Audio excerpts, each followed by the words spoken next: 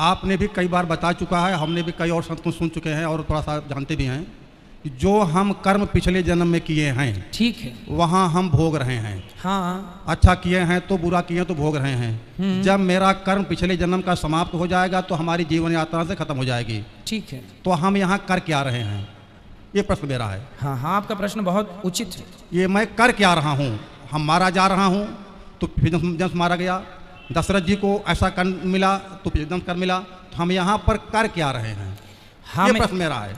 ये देखो, इसका नाम ही है कर्म भूमि, है ना, जिसे हम मृत्यु लोक कहते हैं। इसे कर्म भूमि भी कहा जाता है। कुल मिला के हमने जो पिछले जन्म में किया, अच्छा या बुरा, वो तो हम आज पा रहे हैं। इसीलिए आज आपने देखा होगा सबकी स्थितियां अलग अलग हैं। हाँ। कोई अमीर है, कोई गरीब है, कोई दो दो रोटी को मोहताज है, कोई 56 भोग खा रहा है। तो ये क्यों हो रहा है?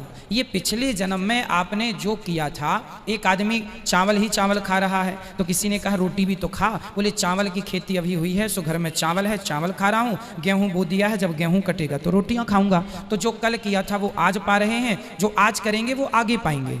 संतुष्टि हमको नहीं हुई, हम कर क्या रहे हैं? आपने सीता जी को उदाहरण दे दिया, ठीक है। सीता जी ने ऐसा गलत काम किया, उनको भोगना पड़ा, ठीक है। गलत काम किया, उनको भोगना पड़ा, ठीक है। हम जो है, आप यहाँ थोड़ा बुरा हम कर क्या रहे हैं? हम अपने पिछले जन्म के कर्मों को भोग रहे हैं। हाँ, भोग रहे। हाँ, तो फिर मैं कर क्या रहा हूँ?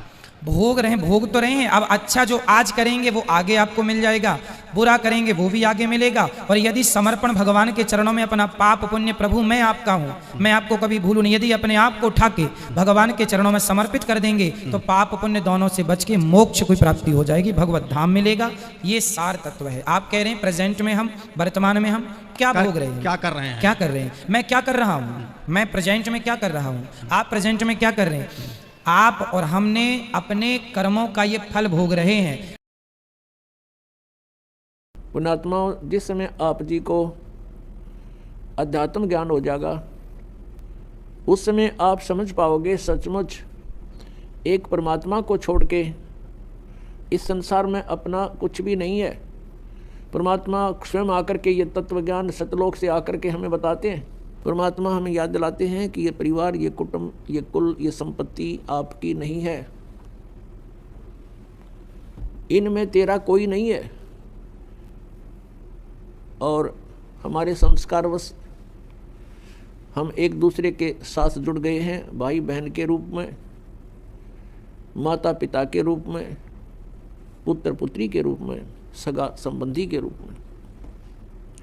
और जिस समय ये शरीर छूट जाता है, मृत्यु हो जाती है, उस समय अपना कोई नहीं होता। ये शरीर का कवर भी यहीं छोड़ जाते हैं, ये बॉडी भी यहीं छोड़ जाते हैं। तो परमात्मा हमें याद दिलाते हैं। परमात्मा कहते हैं कि तुम यहाँ के वासी नहीं हो, आपका ये ठीक ठिकाना नहीं है, आपका ये स्थायी स्थान नहीं है। 21 ब्रह्मांड के अंदर परमात्मा कहते हैं तुम्हारा मूल स्थान नहीं है, ठिकाना नहीं है। जैसे आप जी का यहाँ जन्म हुआ, मृत्यु होते ही चलो चलो, फिर पुण्य के आधार से स्वर्ग, पाप के आधार से नरक। जब स्वर्ग का समय पूरा होता है तो वहाँ से भी मृत्यु, चलो नरक में डालो, नरक का समय पूरा होते ही चलो, फिर गधा बन गया आके पृथ्वी पर, गधे का समय पूरा होते ही फिर कहेगा चलो मृत्यु होगी, फिर कुत्ते की योनि में, फिर मृत्यु होती है कुत्ते की, फिर वहाँ से चलो, फिर कभी 84 लाख योनियों में कष्ट उठाकर फिर मनुष्य शरीर प्राप्त होता है। तो फिर यही क्रियाएं, और सतभक्ति ना करी तो मृत्यु होते ही फिर चलो। आगे गए ना बावड़े रहते भी सब दाही, बिन साहेब की भक्ति कहीं ठोड़ ठिकाना नहीं। कहीं ठोड़ ठिकाना नहीं परमेश्वर कबीर जी की भक्ति के बिना। और सतलोक में जाने के बाद फिर पूर्ण रूप से स्थायी स्थान मिल जाएगा। वहाँ जाने के बाद प्राणी का फिर जन्म और मृत्यु नहीं होता। जन्म और मृत्यु जब समाप्त हो जाएगी तभी हम परम शांति को और सनातन परम धाम को प्राप्त हो सकेंगे।